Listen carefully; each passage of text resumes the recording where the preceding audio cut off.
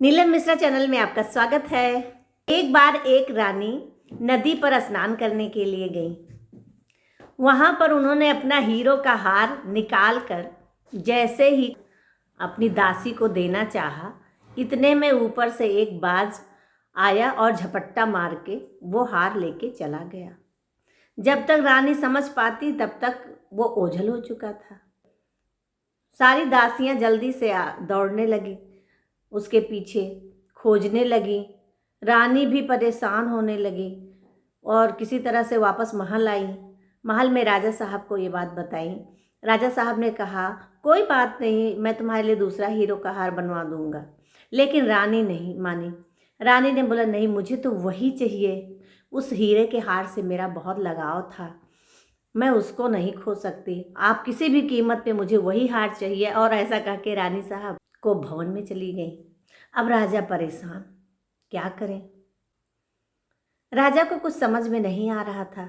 राजा ने चारों दिशाओं में अपने सिपाही दौड़ाए और हार की तलाश करने के लिए मुनादी करवा दी कि जो रानी का हार ढूंढ के लाएगा उसे आधा राज्य दे देंगे।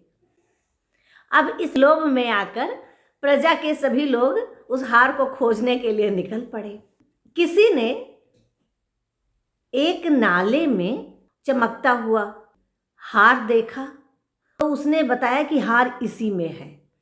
अब जब ये बात पता चल गई कि हार नाले में गिरा है तो वहाँ से उसको निकालने के लिए सब लोग दौड़ पड़े।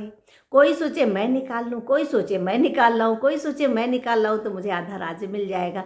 अब इस लालच में वहाँ उस नाले के आसपास बड़ी भीड़ लग गई और जितने भी लोग थे वहाँ पे सब जब नाले में कूदते, हालांकि वो नाला बहुत कीचड़ से सना हुआ था, लेकिन आधे राज्य का लोभ सबको वो उसमें कूदने के लिए मजबूर कर रहा था।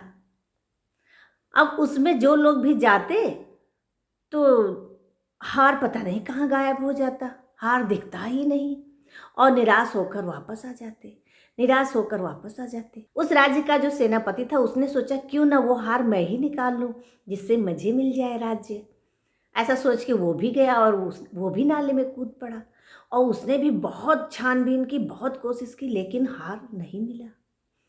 फिर ये बात मंत्री को पता चली कि सेनापति गया है हार ढूंढने। तो मंत्री ने सोचा कि मैं क्यों पीछे रहूं, मैं ही हार निकाल लाऊं तो मुझे आधा राज्य मिल जाए। इसलिए मंत्री भी वहाँ से आ गए और मंत्री भी हार निकालने के लिए उस नाले में कूद गए और नाले में बहुत छानबीन किया, लेकिन नहीं मिला हार। अंत में निराश होकर मंत्री निकल आए।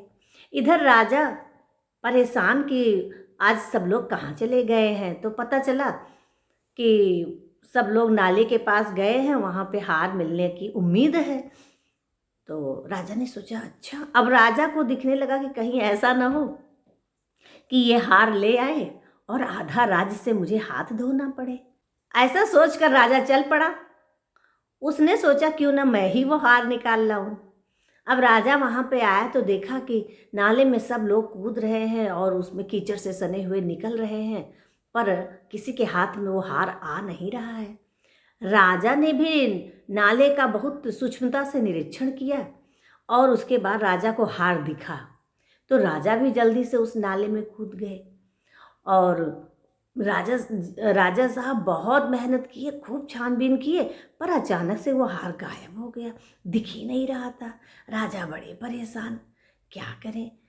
तो जब नहीं मिला फिर राजा भी निकल के बाहर आए। अब नाले के बाहर सब लोग कीचड़ से सने हुए थे। इतने में उधर से एक संत गुजरे। संत ने देखा तो संत हैरान रह गए।